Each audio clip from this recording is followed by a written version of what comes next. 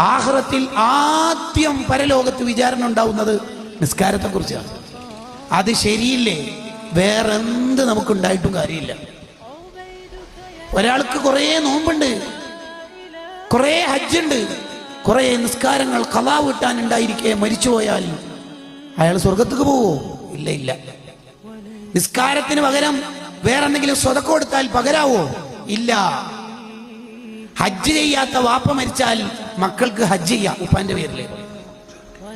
നോമ്പ് ബാക്കിയുണ്ടായിരിക്കെ ഉമ്മ മരിച്ചുപോയാൽ ലാസ്റ്റ് രോഗത്തിൽ കിടക്കുന്ന കാലത്ത് ഒരു റമദാനിലെ നോമ്പ് മുഴുവൻ ഒഴിവായി പോയിട്ടുണ്ട്. ആ നോമ്പിന് പകരം സംവിധാനങ്ങളുണ്ട് ഇസ്ലാമിന്റെ ഫിഖ്ഹിൽ.